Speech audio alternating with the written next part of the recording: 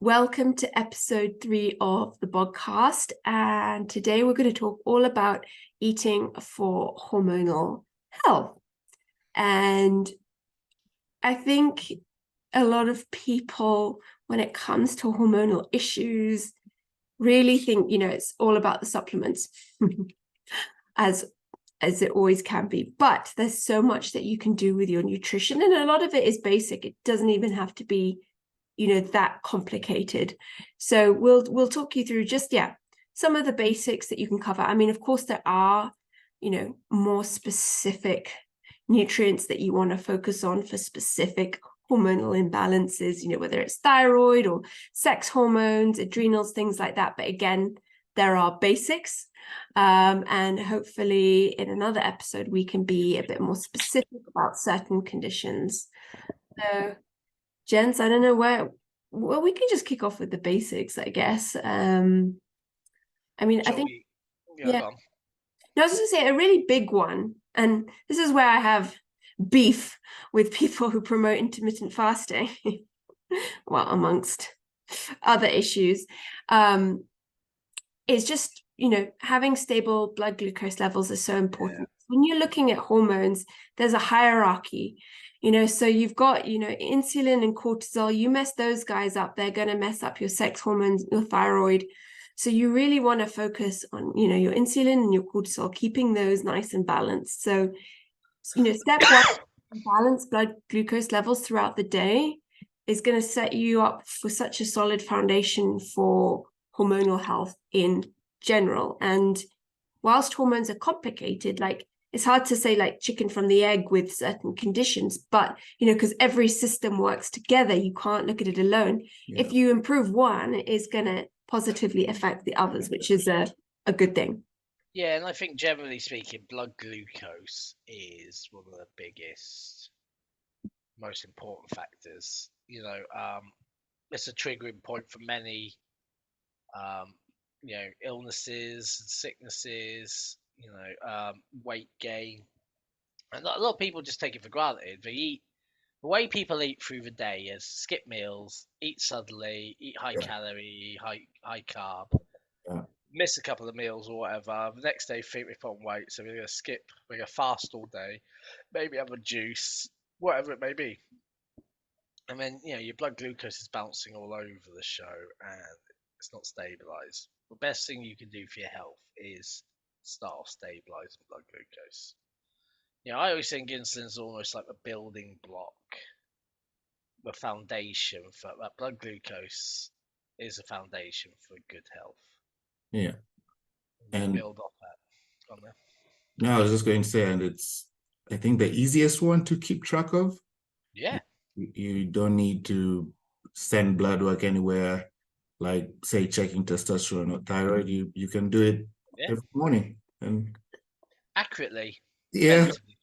Yeah, no, you can. Just gives you an idea of where you are and what you need to do. So I think it's really one of those, I can say it can never be 100%, but I think 99.9% of everyone should at least have an idea of where their blood glucose levels are and check them, even if it's once a week. Just check them and just make sure they're fine. Yeah, I think it's the case. It's something, you're right. It's so easy to check cheaply, accurately, that more people should check it. And I don't mean just a lot of people who train nowadays do. Yeah. I think not a lot of just the general population check blood glucose. And I would say, if you want, if you're really keen on knowing how your body works and how well you digest food, how well your blood glucose, start doing blood glucose monitoring. You'll see the effects of having a 10-minute walk after eating will have on blood glucose. How a good night's sleep will affect your blood glucose. Have a few days of just, as we spoke before, blood glucose, just monitoring it, just to see. But once, as you say, first thing in the morning, the last thing your body wants after it's been fasting all night is to fast a bit longer. and suddenly get an influx of a massive meal that spikes, blood glucose, and your body has to pump out low of insulin to deal with it. Well, it's women, intermittent fasting is so popular amongst women, and you've always got to remember that the studies have been done on men and menopausal women. So I'll never promote IF. I mean, there are very specific cases, of course, for women in their reproductive years, just because of that blood glucose issue there. And hand in hand is cortisol with that, because I think your liver could only store about 8 hours worth of glycogen. That's the stored form of glucose, so that's pretty much overnight. Like overnight fast, fine, but you do need to eat in the morning, otherwise your body is going to release stress hormones to break down other forms of stored food for glucose, because that's what your brain runs off. So it's good to have a sort of a basic understanding of that biology, and then if you're continuously doing that with stress hormones, again, that's going to have huge knock-on effects on your sex hormones, on your thyroid, on all of these. I think the issue there is, the issue there is a lot of people don't break that fast, go into an intermittent fast, shoot off to work, whatever. Yeah. They're like, I feel tired still because their blood glucose is really low. It's low. Instead of eating and having enough fluids and stuff, they're just pumping a lot of coffee. True, caffeine. Mm-hmm. And then that's a self-fulfilling prophecy on its own there. Yeah, I was even going to say, I think people forget, well, you have night and day, and you have how your body functions when you're awake and asleep. And when you're asleep, technically you're fasting, and it's like Claire said, you have your glycogen stored. So you've slept 7-8 hours fast. Then you wake up and your body needs, fluids, minerals, food. Then you add another 6 hours of fasting. It's like it's a quick way to just mess things up in your body. And I think people need to remember, like when you're sleeping, you're technically in a fast. And then during the days when you replenish your body, and that's when, if you can check on things like blood glucose, how it's behaving during the day, and like Andy said, just how you feel, like you've woken up, a few hours later, you're still tired. Like, why? Have you eaten? Are you just pumping coffee? How did you sleep? And such things, I think everyone can just check and understand. Well, I think, I was going to say, the clue's in the title. Breakfast. Yeah, true. It's so true. I mean, it's just such a huge thing I promote with my clients, because they're like, oh, I'm not hungry in the morning. And it's like, you can teach yourself to be hungry, because often that's a sign, not always, that your metabolism is not working as efficiently as it could be. And you can just start with something small. And again, this is also for cortisol, because if you are not getting glucose from food, you have to break it down from stored nutrients in your body, and that's where you use cortisol, adrenaline, all those kinds of stress hormones. So it's so important to break the fast, and again, but with a balanced meal. And a lot of people find, I used to be like this, it changes, like having a high fat, high protein breakfast better than carbs. And sadly, traditional breakfast foods are all carb heavy. It's like muesli, fruit, and everyone thinks they're being healthy and they're having like a fruit laden smoothie, but that can also, like we've said before, like you're going to eat, you're going to spike your glucose and your insulin. That's normal, but you just want to have a level one, so it's not like a roller coaster. So I think it's also down to what you do, what you're doing in the morning. Like, what's your work? If you're going to sit in an office, you don't need to cram in a load of carbohydrates. If you are someone who's about to jump on the building site and do some labouring, then a high carb breakfast is probably good with protein as well, and a bit of fat. If you are, for instance, got to walk to work, got a bit of a trek, then maybe those carbs are coming useful. But 90% of people, not 90%, that's a bit exaggeration, but across the world now, with cars and offices or working from home, working from home, you literally eat your breakfast, wander over to your home office, sit down, do nothing in between. It's probably a good opportunity to have breakfast, have a walk if you work from home. Get up like a little bit earlier and just have a little eat your breakfast, go for a walk. I think you know, we have people who go to the office sitting in cars in traffic for long Yeah. periods of time, so there's no need for the carbs. Yeah. Yeah, I think that first 1 hour, most people are sitting. It's either you're in a car. Well, if you walk to your home office, you're sitting. So that first 1 hour, I think it's an important one for people to look at. Like, what are you going to be doing? Are you walking to work? Are you going to be, do you work with your hands? Are you a carpenter working on site? Like, what do you do after your breakfast? So, And listening to how you feel, Yeah. because if I have a big bowl of oats, I just want to go back to bed. yeah, like same. Or like you said, Andy, it starts that cycle. You crash because your body releases so much insulin that it takes all that glucose, and so you're like, oh gosh, I'm gonna have more, and then you often have your coffee, and it just leads to like this cycle. So it's, pay attention to how you feel. Like if you've never had like a high fat, protein, low carb breakfast, try it. I find so many people are like, oh, this really works. And it's just shifting your mindset from traditional breakfast foods to, having leftovers from dinner, or, eggs is such a good one. Yeah. And just making sure you have at least 20 grams of protein there, because that really helps to stabilize your blood sugar. And trying to eat within an hour of waking. That does make a big difference as well. And if you're like, oh, I'm not hungry, start small. Frittatas and omelets, good way to start your day. Yeah. I've just had oats, fruit, and protein powder, but that's what I'm going to be up and about in a minute. If it wasn't for this, you're busy. I'm busy. I've got a busy morning. Yeah. But the reality is, half the time I do it because it's almost like autopilot. I like to, I'm up. Normally, you got to take car to school and stuff, and walk a bit on that. So,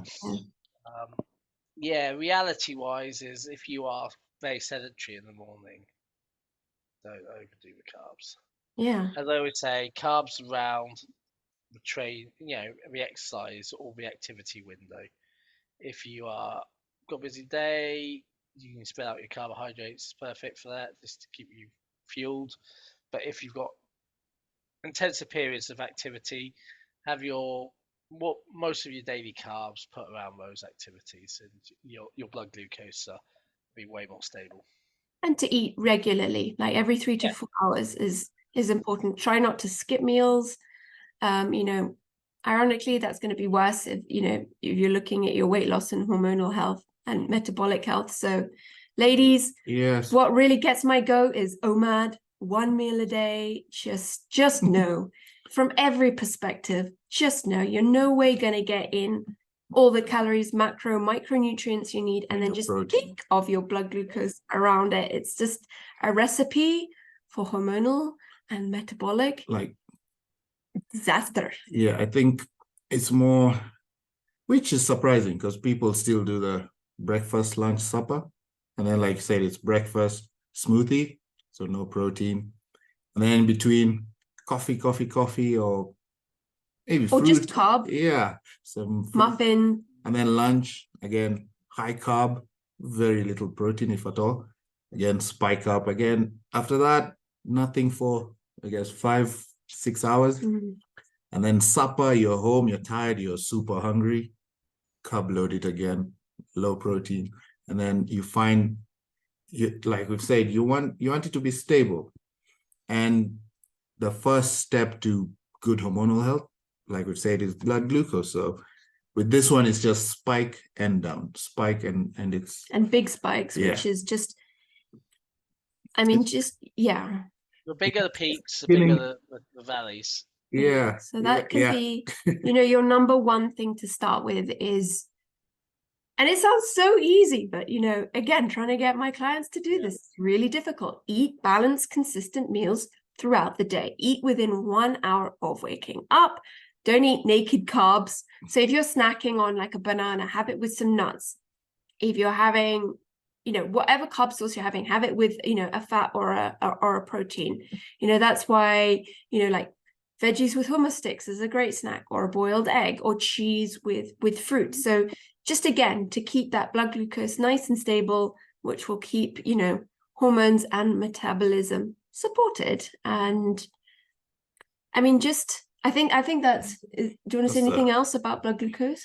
No, that's number one. Because we've got so many podcasts on it. We'll we can point those to you in the but that's podcast notes. Number one thing everyone can do affordably easily. do. Yeah. And I think to just understand a little bit more about that hormonal hierarchy. So cortisol is really interesting. And you just got to remember, like, if you're always in a state of stress, your body is like survival mode, and it's always going to prioritize survival over reproduction. So if you're living off stress, and that can be like having coffee for breakfast, skipping meals, your body is going to be like, okay, well, we need to downregulate the metabolism ASAP. How do we do that? We downregulate your thyroid.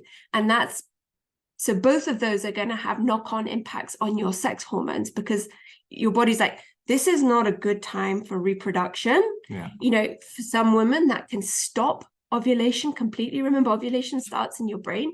It can stop that, or it can cause irregular periods and just some serious hormonal imbalances, because cortisol and progesterone sort of they go down the same pathway. So if your body is stressed, you're going to make more cortisol over progesterone. So that's naturally going to lead to estrogen dominance, which is going to come with a whole host of symptoms and issues, which again is going to impact thyroid. So everything impacts each other when you do that. So that's why we're saying, like, that stress, that cortisol and insulin is at the base of that pyramid. Get those right first. Work on your stress, work on your blood glucose. And it's not that difficult. It's just, well, stress is a bit more difficult. Like, physical stress is easier because that's your training and your nutrition. So you can manage that. This is eating for hormonal health, so we won't talk about the training, but just your balanced meals, not skipping. And in terms of like cortisol, so your adrenals, which are little glands that sit on top of your kidneys, that's what's producing your cortisol. So you want to support your adrenal health. So your adrenals thrive off minerals, electrolytes, potassium, sodium, vitamin C. And this is why we're always going on about, it's not just the macronutrients, it's those micronutrients. And, we've talked before about, electrolytes, essential amino acids, the adrenal cocktail. Getting in all of those will really help you support your adrenal health as well. Yeah, I think the problem is when we talk about weight loss and things, we focus on the macros. When you're talking about health, you really do have to focus on the micros. It's all well and good to have your big blocks of macros in line, but when looking at doing things healthily and optimally, these little micronutrients are a massive part of that. I think the ones most missed are things like selenium and things, and the minerals more than like people take a multivitamin, or vitamin C thing, and we don't necessarily need it, but we take it. Well, you eat plenty of fruit. But what a lot of people fail to get is the things you get, manganese, selenium, and all these minerals, and it's okay if you eat nuts. Problem is, if you're trying to lose weight, the calories in the calories in nuts, so you stop focusing on that. But if you can plan your day accordingly, you can have those in there. A little bit of nuts goes a long way. They are pretty densely packed, or seeds, similar, densely packed. So you just you only need a little bit. And that's where, gosh, I can't remember what episode, where you can use like that app chronometer to track your micronutrients, because it really is important. And that, especially for thyroid, selenium is a huge one. And, sometimes even with a Brazil nut, that's just not going to be enough. But there's so many other sources, but just, really focusing on those micronutrients, like get your big blocks in place, making sure you're, getting in enough protein, because that's really important. Because remember, proteins are the building blocks of everything. Manage your carbs depending how well you do them. Fats we'll get into, because those are really important. I think those micronutrients like minerals, it's very hard to get in enough potassium. I don't think many people get in enough. So potatoes, we bang on about them a lot. Get in your potatoes, bananas, coconut water, the cream of tartar. Did you get that, Andy? Yeah, I didn't get it, but yeah, I keep meaning to. Coconut water's, active in It's that. so good. It's so good. I miss the fresh coconut water of Diageo. Something it's not up It's a tree to get your it's coconut. it's not the same like that packaged one. Like the zucchini one here is so good. But you can get, if you're in the UK, like an adrenal cocktail. You can get like really good electrolytes. Just make sure that you've got enough potassium in them. And like we're about to do an order actually for some electrolytes, just because in pregnancy you you're going through these minerals like crazy. Magnesium is a huge one. Well, because they're building blocks, and when you're building something inside yourself, you're gonna need a lot of that stuff. It's gonna get used on the baby before it's used on you. And it's, well, I mean, that's okay, this is slightly off topic, but I think a lot of women with like prenatal vitamins, they're like, oh, I'm taking a prenatal, I don't need to worry. And it's like, oh no, that's Most prenatal vitamins are just a multivitamin rewrapped to be more expensive. They realise they can sell it more expensive by sticking a photo of a pregnant woman on the box. Like I've decided not to take one. I will take one just going forward, but it's very specific. I'm getting it from the UK. You want, and again, you still need to add certain things in like DHA, or like for me, I need more selenium. So everyone, well, that's the thing. It's very specific. Your micronutrients are actually very specific to you. So I always say to people, don't start taking lots of multivitamins and stuff unless you know there's a problem. And and then with that, then you can take a multivitamin and then see where you're deficient still, and then just top those ones up. I think that's and even just a humble blood test. That's the easiest one. I'll tell you if you've got deficiencies. And then always food first if you can, because that's your body knows what to do with all those micronutrient supplements. Sometimes they're not the correct form, which is why you have to look out for. So and it's the same with vitamin C. Like ascorbic acid is actually well absorbed by our body. You're just pissing it out. It is best from a food source, and you can get food sourced vitamin C. I don't know if I'm saying right, acerola is one of them. But again, it can just be you taking a bit more time with your nutrition, making sure along with your balanced meals, which is protein, fat, carb, you're getting fruit and or veggie in there for your micronutrients. Just have a mix, and it's like saying I make sure with fruit. We all have our favorites. Like if I was only to eat fruit, if someone said to me, "You've got all those fruits there, just help yourself," I'll probably just only eat pineapple. Maybe if a mango was really sweet, I'll tuck into the mango. Might have an apple occasionally, but the fact is, I make myself go through in the morning I'll have, I've got packs of frozen fruit, loads of them. So like I have a mango and pineapple mix. I have cherries, blueberries, raspberries, strawberries. A lot of the berries because they're higher fiber. And then I stick those in. And I have 20-30 grams of each. That strawberries a bit more because they're heavy. And then and easy. I usually say it's like an easy way to get your colors. Just fruits.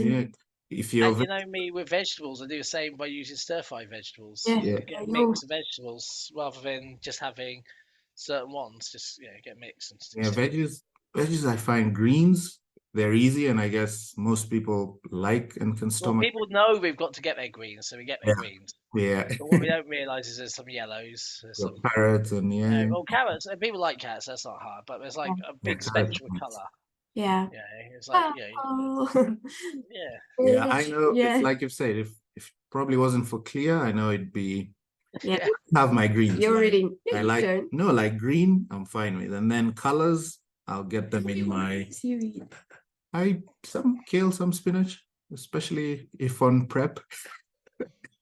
but work in progress. No, mine is low, but I know I'm not very good at greens, but my fruits, I always say that's somehow how I get a balance. But Fruits and veggies are so affordable here, and like Yeah. it's not as easy to get the berries here, but you don't have to eat berries. No, yeah, not at all. It's like the world's Yeah. full of fruit. Like, something like, in Kenya, passion fruit, high Mm. fiber, good bit of fruit, tastes delicious, fresh, you know. yeah, Um, mangoes. Pawpaw is so good for Pawpaw, digestive exactly. enzymes, and yeah, Pineapple again, you've then got, your mangoes, really good watermelon, just know where it was grown. Be yeah. careful where it's grown because it's, sponge. But, you know, Yeah, Oh, so I guess what for hormonal health, yeah, don't be scared of fruit, man. I know there's the demonization of fruit sugar and everything. yeah, So just make sure you eat it with, yeah, a protein or a fat or after your meal. some seeds in there. Like, I know a lot of people when they have, like, they'll have fruit and sort of a yogurt yeah, mixed together, nice. But what they're missing is they should be sprinkle some seeds in there as well. Yeah. yeah. Don't be scared of the fruits Such a and great seeds. snack. I think there's like It Greek is. yogurt, fruits, nut butter or seeds. Yeah, exactly. Perfectly Nut butter, balanced, easy. Mm.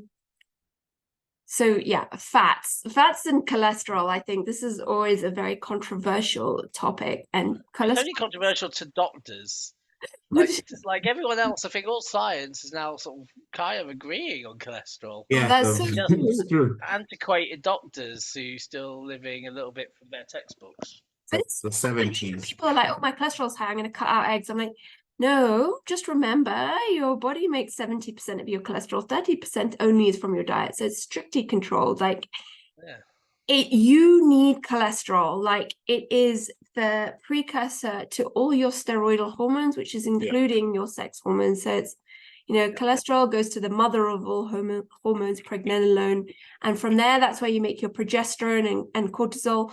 You make your DHEA, which then goes into your estrogen and testosterone. So if you've got low cholesterol, that is an issue. Yeah. But, and this is what I try to explain to people: it's the cholesterol ratio is more important than any individual One number. number, yeah. I'm 100% when I look at my blood, I don't care what the HDL number or the LDL number is. What I like to look at is what's the ratio for the two. I like to see more HDL versus LDL. But they both have a role to play. The fact is their individual number is 90% genetics. Well, it might be 70%, Yeah. 30% from diet, but Yeah, and it can be affected by, your age. Menopausal women have higher cholesterol. Pregnant women have higher cholesterol. And, I think what's more important to look at is your triglycerides, because this is telling us how you kind of utilize your fats. And, if you've got high triglycerides, I mean, it could mean you had like a huge fatty meal before, because remember, triglycerides are your stored form of fat.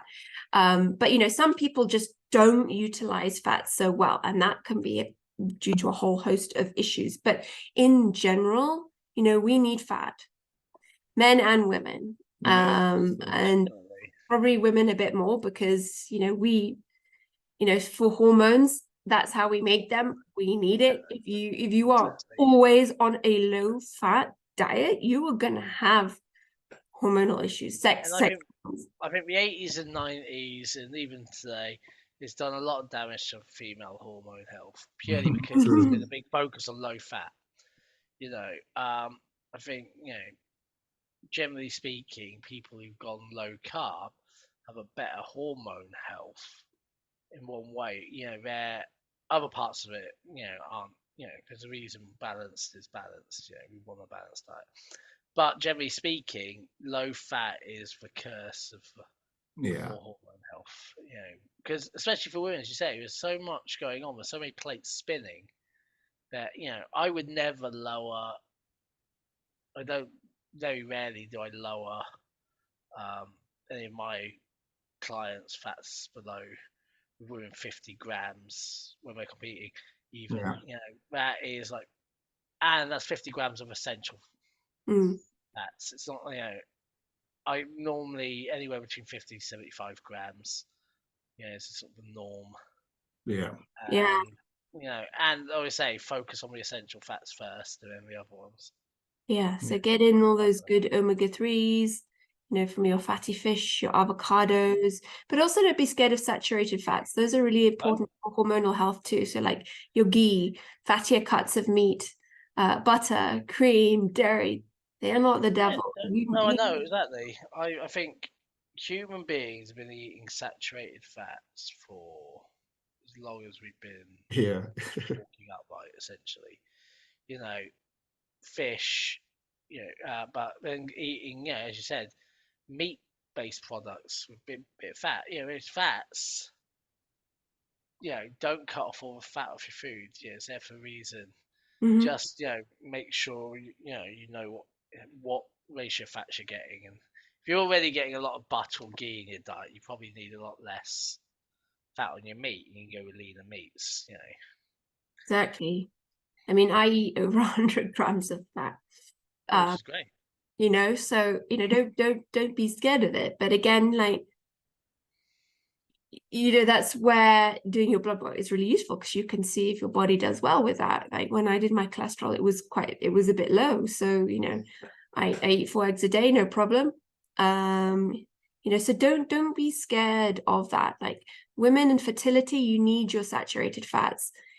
Forget all this low fat, fake margarine, low, whatever, fake butter, tastes like butter, whatever it's called. Like eat the real thing.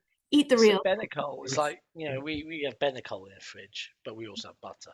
Benecol's classic. You read your thing, it says proven to lower cholesterol with plant sterols. It's like the only reason I got it because I couldn't find butter at the time, so we picked it up. But It's like good. it's made with olive oil, so it's, we're not too Oh, jeez. I mean, yeah. I don't know if we want to go down the rabbit hole of like vegetable oils, but maybe not. That can be quite we can briefly controversial. talk it.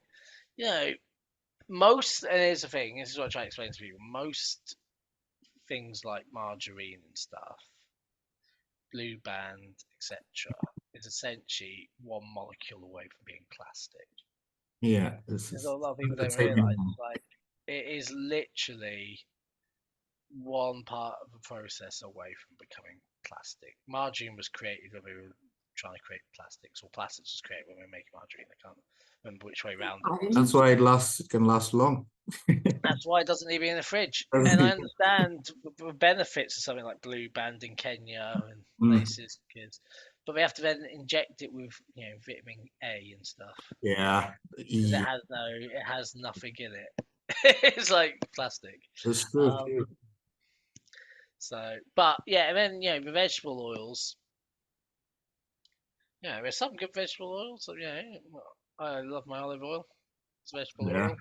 That's very specific. It's maybe a lot of seed oils aren't too bad. Nut oils, seed oils, good. But then we're getting into, you got vegetable oil with a very blanket term of vegetable oil. That's a mix of many oils, often like palm oil. Various things in there.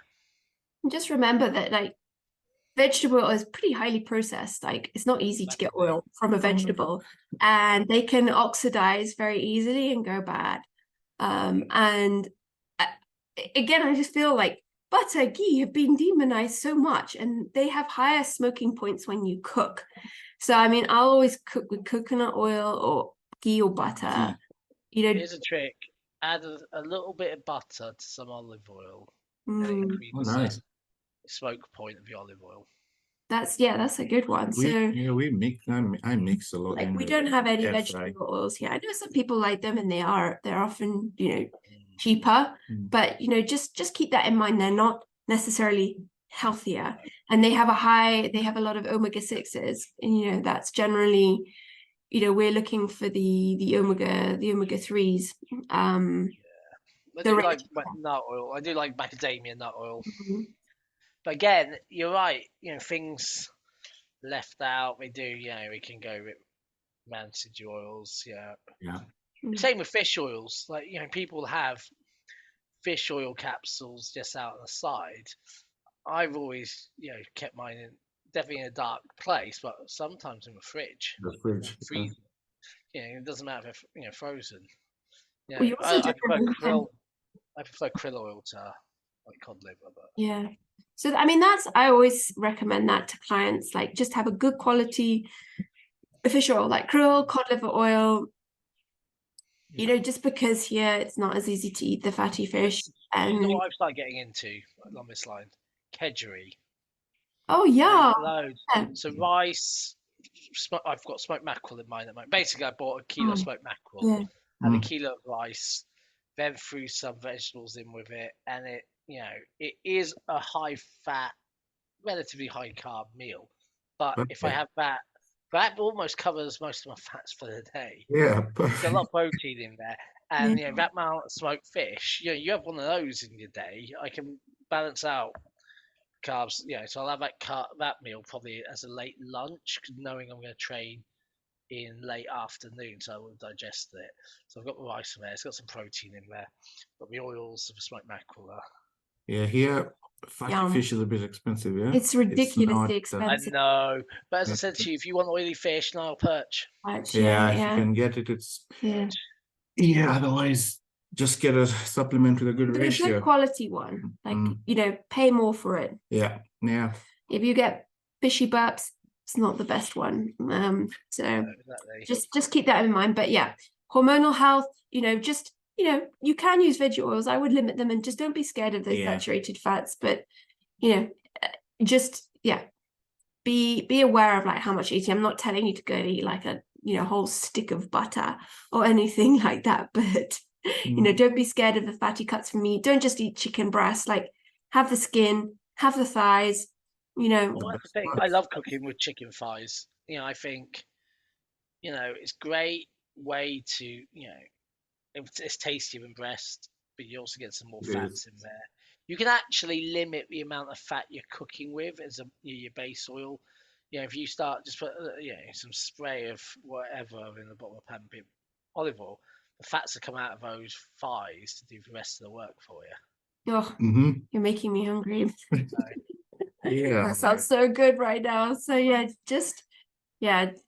think sadly, like a bodybuilding diet that everyone associates with health is like lean mince, lean chicken, this and that.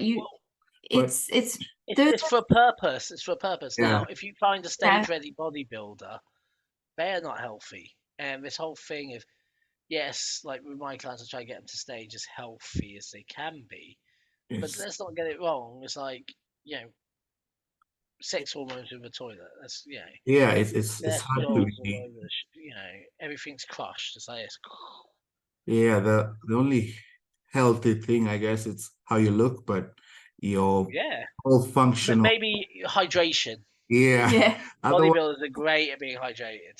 yeah, because I remember 6, 7 my liters. joints would feel like they're Well, once you've got no fat in your joints, it feels yeah, like like you've got nothing. creaky. It's So not. yeah, don't think that is the epitome of health. It is not for your hormones and your metabolism. So don't do that. Like go for the fun cuts of meat, and don't be scared of fat. And I think fiber is a really important one because a lot of your, like, especially for women, for estrogen, that's how you detox it from your body.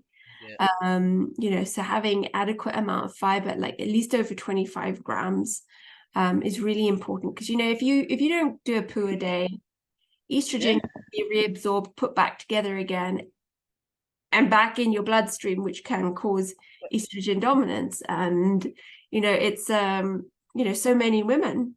If you start getting your fruit and vegetable portions right, you're a long way along the road to helping there. I'm massive about fiber. All my clients are told 28 to 35 grams of fiber a day.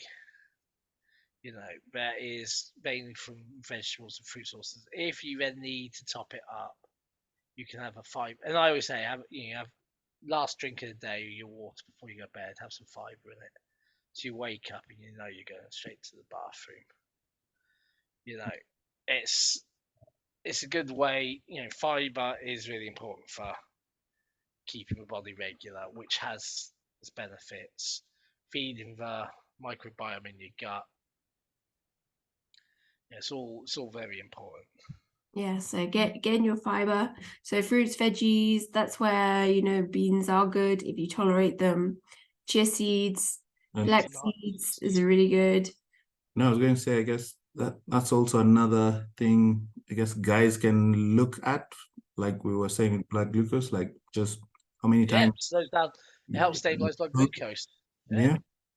So Yeah, you want to poo daily, once or twice a day. not Maybe once a just week. 3 times. That's fine. No, not once a week. Like Yeah, that's if that's you, 3 you times a day, 4 times. You know, more steps the better. That's what I say. If you haven't got to go to the bathroom. because you know, often if you have thyroid problems, you know, that's going to slow down your gut motility, which can lead to constipation. You know, so Straight away, if I have a new client, they come to me and they go, "Oh yeah, I have really bad constipation. I go to the toilet maybe once a week, twice a week." yeah, Like that's straight away, you I'm gonna know start there. there's a metabolism issue. Normally, you know, it's not. It's never what they think. They always think they've got some sort of gut related yeah. stress. It's like no, it's most likely it's metabolism. And you know, gut-based serotonin can help. You know, be an issue. Sometimes sleep's an issue because all these things go, as you're saying, go hand in hand. You know, there's knock-on effects of everything.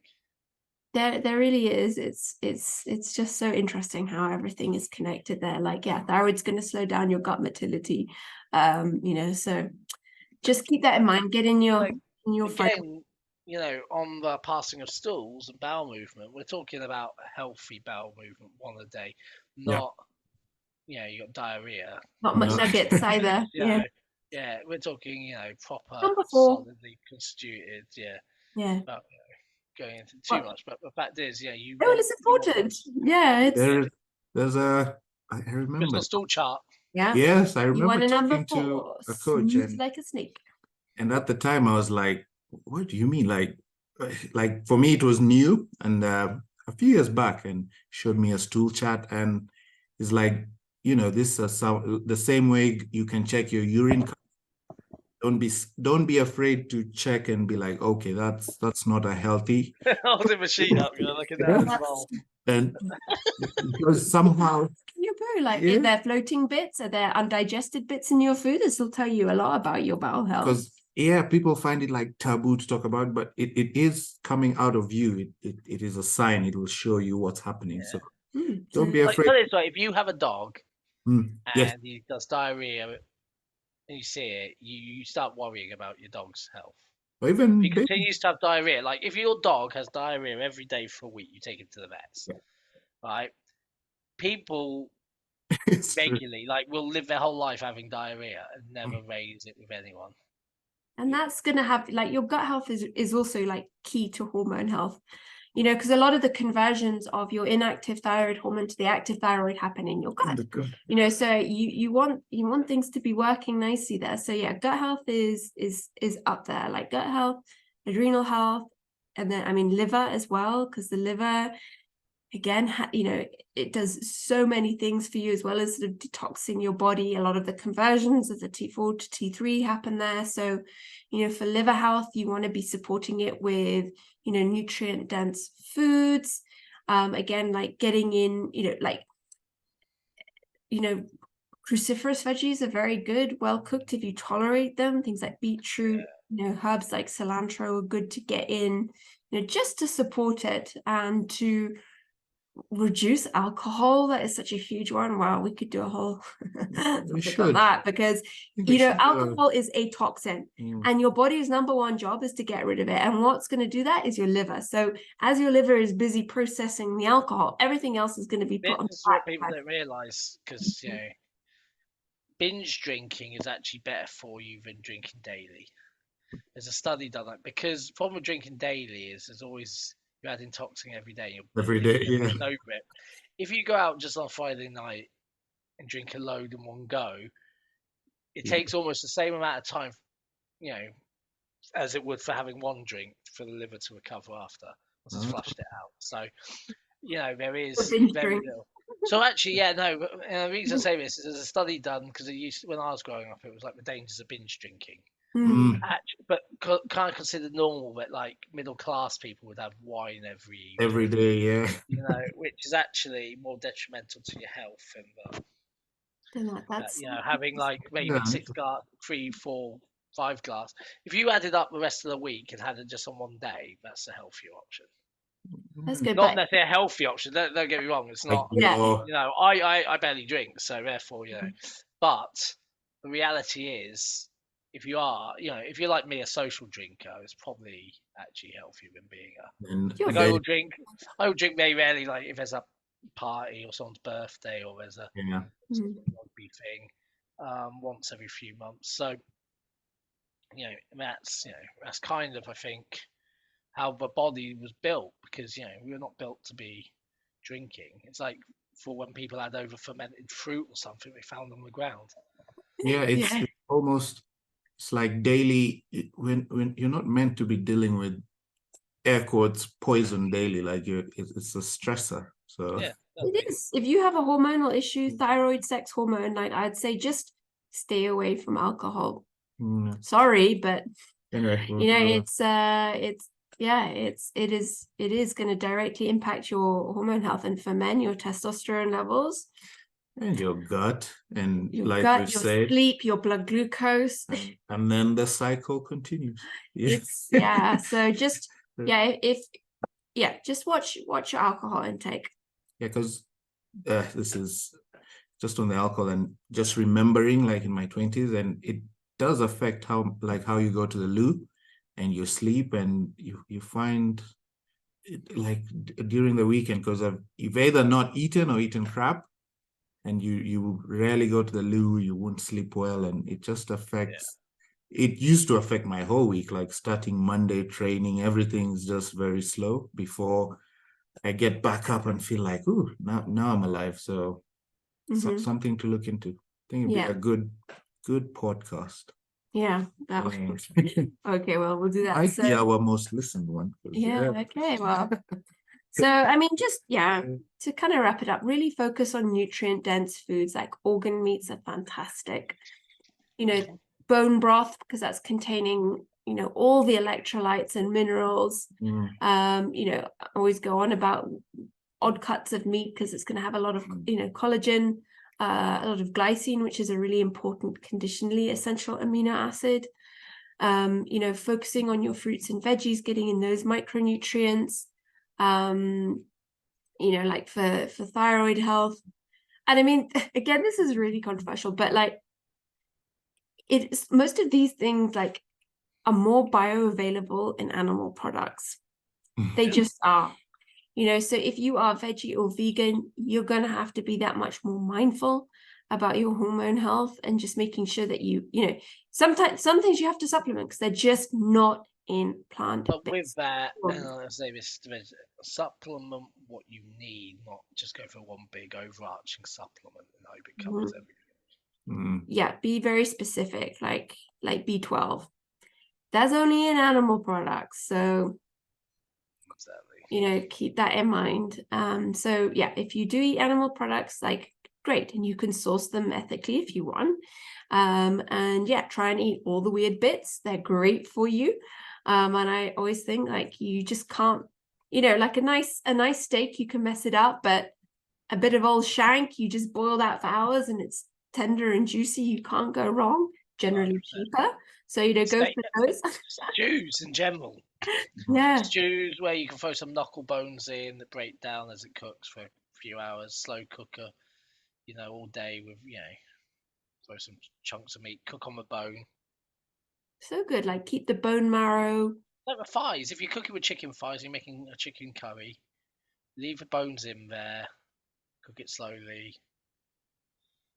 It's nice. It's all easy, but it's just takes you to be a bit more mindful about it. And like, you know, with your carbs as much as possible, try to stick to like the natural sources. Like root veggies are generally really easy to digest. So that's your potatoes, sweet potatoes, butternut, pumpkin, beetroot, carrots, turnips, all of those. You know, I think white rice cooked in broth is so nutrient dense, easy to digest, because remember, gut health, you want things that digest well with you. So if you're eating veggies, cook them. Well, I'm not saying to like cook avocado or cucumber, but if you're having, collards or your cruciferous veggies, cook them well, because that's how you'll digest them properly. So and pay attention to what works for your body in terms of your gut health, because that really is one of the pillars for hormone health too. And then, don't be scared of your fats. Don't be scared of those saturated fats. Get them in. And be the opposite. Embrace them. Embrace them, man. So good. Like, cheese, dairy, if you can tolerate dairy, that's full of all sorts, it's full of your calcium. Like if you don't have dairy, it can be hard to get in enough calcium, so that's where, like, if you can eat sardines or canned fish with the bones in it, that's really good. Because veggie sauces, you generally have to eat a lot to get in the same as you would from like an animal-based sauce. So, just keep that in mind. Like, again, we have nothing against veggies or vegans, but you just have to be much more on top of things, making sure you're getting in everything. So like for you guys, highly recommend like getting that chronometer app, seeing where you're getting in things, seeing what you're missing. And then, like Andy said, if you need to complement that with blood work. But that might sound complicated, but just remember the basics, that hormonal hierarchy. Just start with those balanced, consistent meals and eating your breakfast. Yeah, 100%. Simple. And I mean, if you do like things like intermittent fasting can help a lot of people with managing their blood glucose, but again, it's going to be very specific. So when people bandy about IF as being healthy, that's not necessarily true. So just watch out for all those fad things. Like, might be boring, but balanced, consistent meals. It's so much harder than you think for some people. Like, they find that really tough, but start there. Reduce your caffeine. Don't have that on an empty stomach. Stay hydrated, not just water, but electrolytes. And you'll be building a solid base for your hormone health with nutrition. Yeah. Agreed. All right. Well, I think we'll leave that there. And as always, if you have any questions, you can always let us know. And then hopefully we can, we'll be diving deeper into more specific hormonal conditions and how you can eat for those. I'm not sure what we'll discuss, maybe PCOS, Hashimoto's, that kind of thing. Yeah. Perfect. All right. Well, we'll see everyone in the next episode. Yeah.